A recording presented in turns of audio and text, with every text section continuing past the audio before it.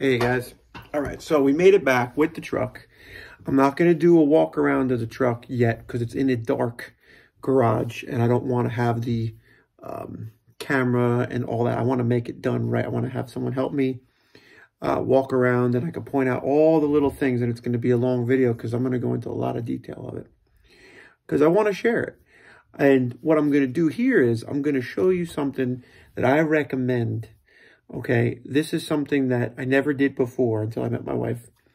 And I didn't track my hours because to me, labor is the fun of the hobby. But I did keep all my receipts. I'm not going to go through everything.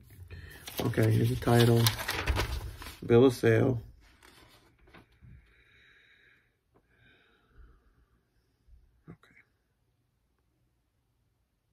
He wrote 78, 77.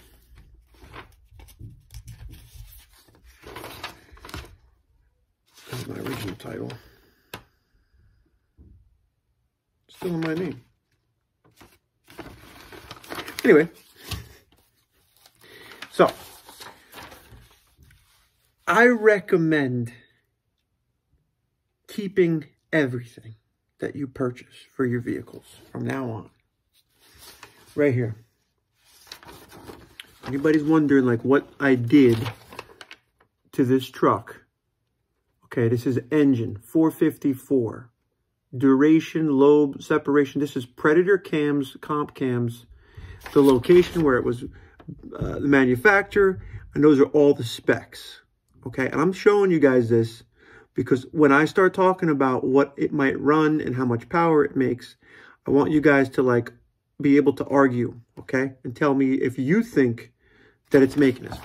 When I had the engine built, I had it built by a place in New Jersey. I'm not going to go and talk about who it was, but it was an engine builder, very reputable. And I wanted a small ported, bored out 454. So I think it's like 468, okay? I said I wanted about 600 horse.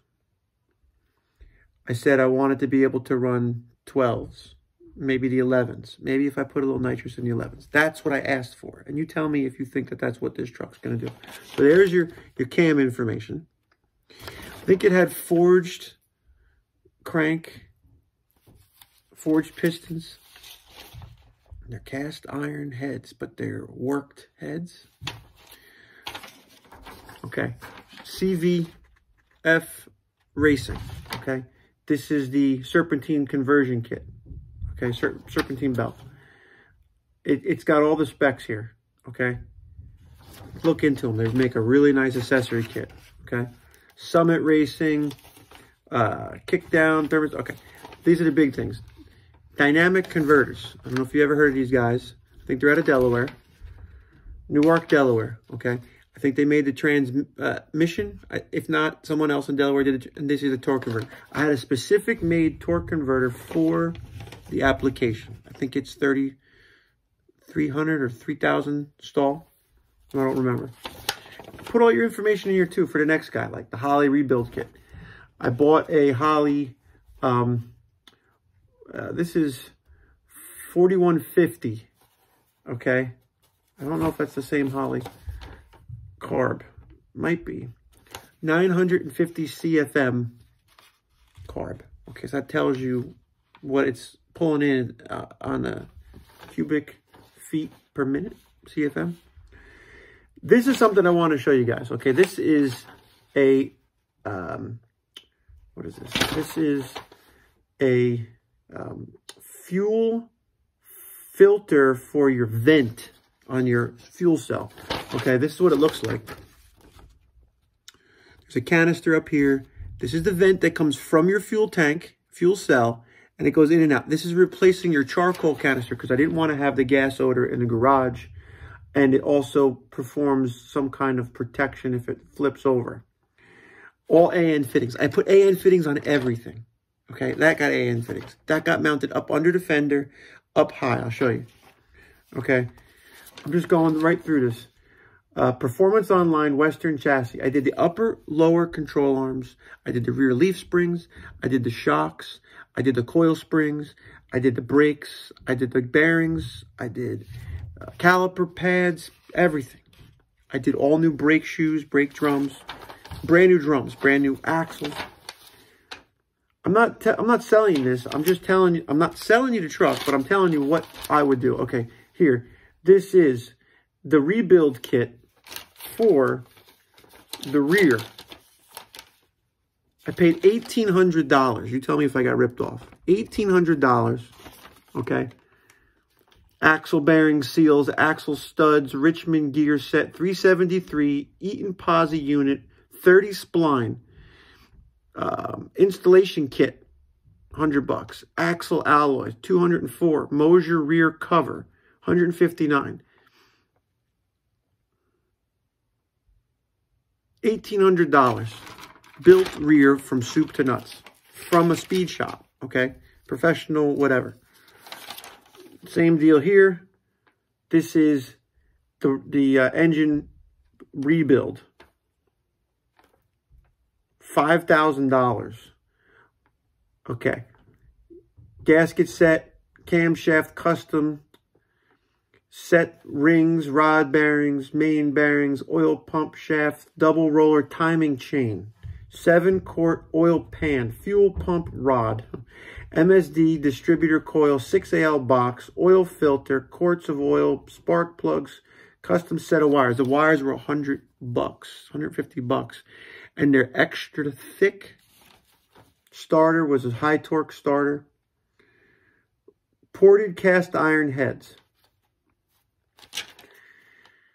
I got $4,500 into that on the receipt. Okay. You tell me what you think it's worth. I'm sharing with the world what I did here. Mavis tires, $800. No, $150 for, I'll show you the tires. These are, they were 8mm suppression core, HEI, 8-inch performance wires. So they're big block Chevy custom 8mm suppression wires, but they got that extra jacket on them. I'll show you outside. I got one wire alternator, comes with the CFV kit. I got, you know, specs on the alternator. How it did, how it performed.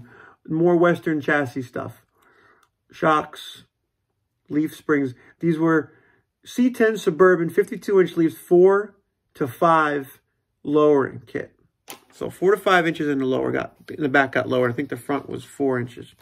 I think I bought it up to 3 because it was nose down with the 454. It was too low in the front. I'm writing notes. Okay, I got invoices from when it sold, just to show everybody what I paid for. So I guess what I'm trying to show here is, look, I keep prices. What I paid for the 6AL box, $262. Distributor was $268. Coil was $51. Starter was $149. Carb was, I'm sorry, this carb was quoted at $685. So it wasn't $1,000. I think it was $1,000 because I added the AN fittings and a bunch of other stuff. This is all stuff that I bought and put on myself. This was not for this engine. I had quoted another motor out. So here we go. Classic Industries. All the fenders, all the bumpers.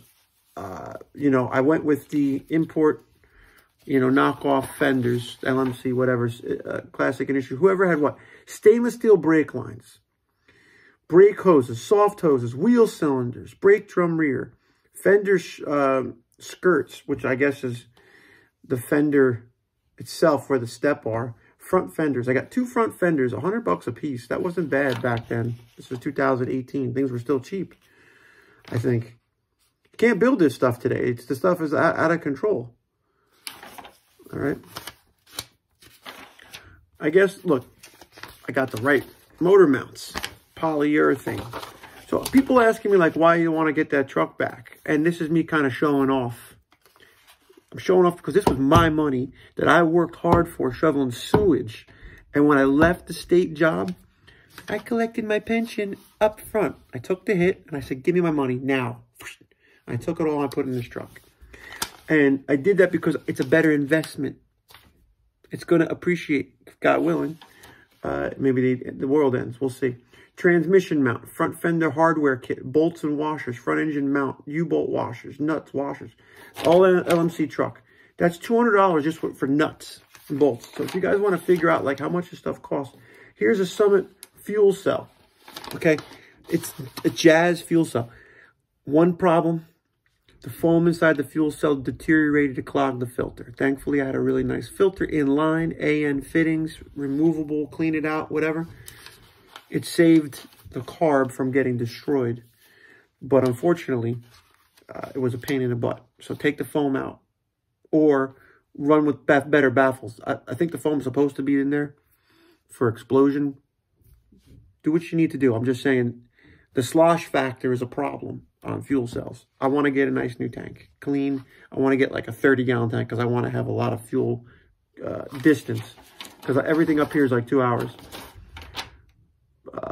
Oil dipstick, wire loom, whatever. Blah, blah, blah. AMSOIL. I bought AMSOIL all the time, okay, for the car.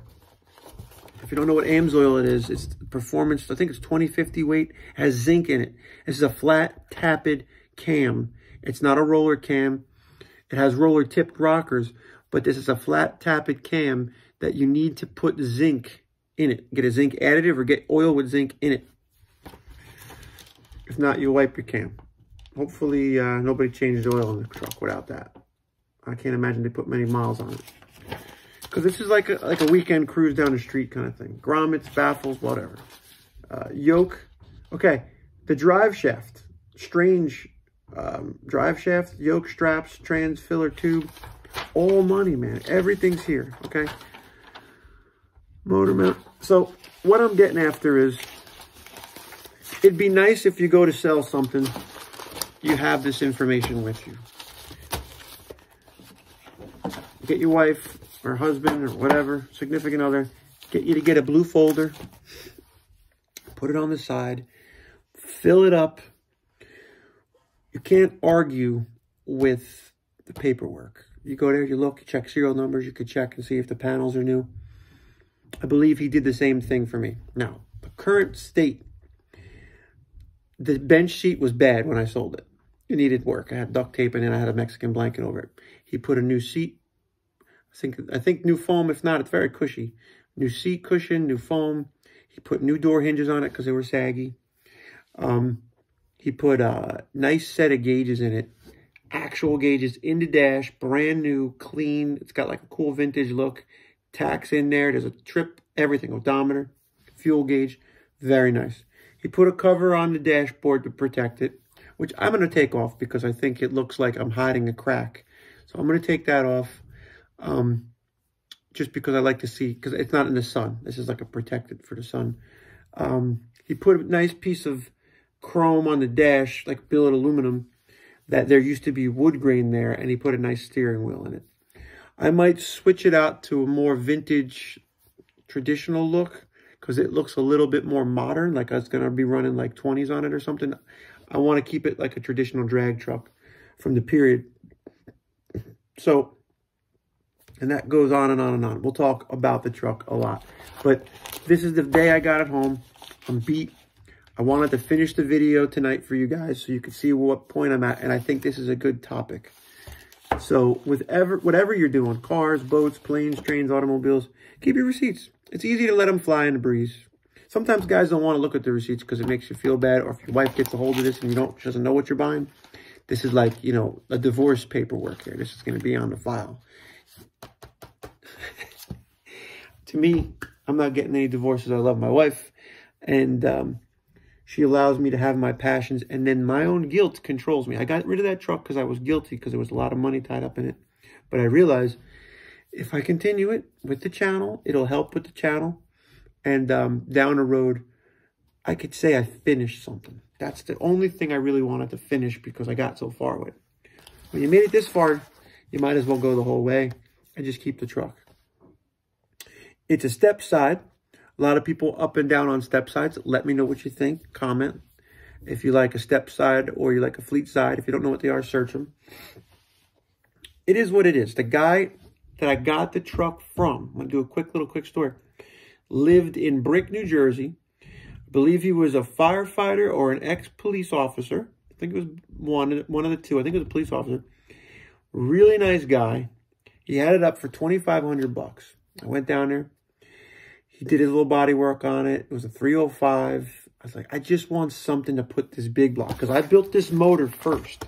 I built the 454 first. And I was going to buy a Chevelle, a Camaro, anything that I could find to bolt this into. And I liked the idea of the 454 in the pickup truck because it's a big kind of space in that motor compartment, because I just got done building a Camaro. It was really tight. I said, I need space to work. Nice big block. And it actually has the mount built into the frame for the Turbo 400 trans, because I swapped the Turbo 350 trans that came with the truck. I put a Turbo 400, which is a bigger, beefier trans, and you just slide it back to the lower brackets. I'll show you all this. And it had a 12-bolt rear in it. So like a lot of times you get like a performance car, Camaro, Trans Am, or Monte Carlo, and it might come with a 10-bolt. This one came factory with a 12-bolt. So more power, ability, more strength. It's really the whole can of wax. I regret it ever since I got rid of it. The Trans Am's not going anywhere. My kid loves it. So long as the boss upstairs allows me to have it, I'll have it. But if she says it's got to go, it's got to go. I would have to sell it and get the money out of it. But at least I know I'm making it better, right? I'm going to be able to sleep. I kept all the receipts on that. There's only one. I bought a radiator and some antifreeze and those fans. So I haven't spent a ton of money on that car.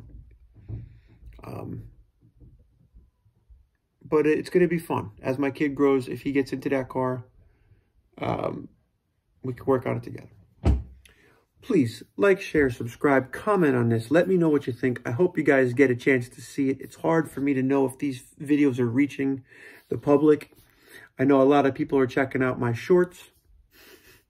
Not my shorts, but my video shorts. I want to see if we can get more videos and more views, especially for the good stuff here, these good content videos, because I want to help people. That's the whole purpose of doing this.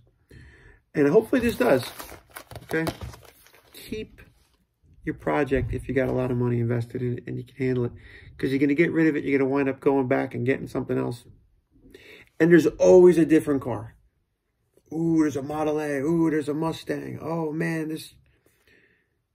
Stick with one thing. I think it pays off. You put your time and your effort into something. Thanks.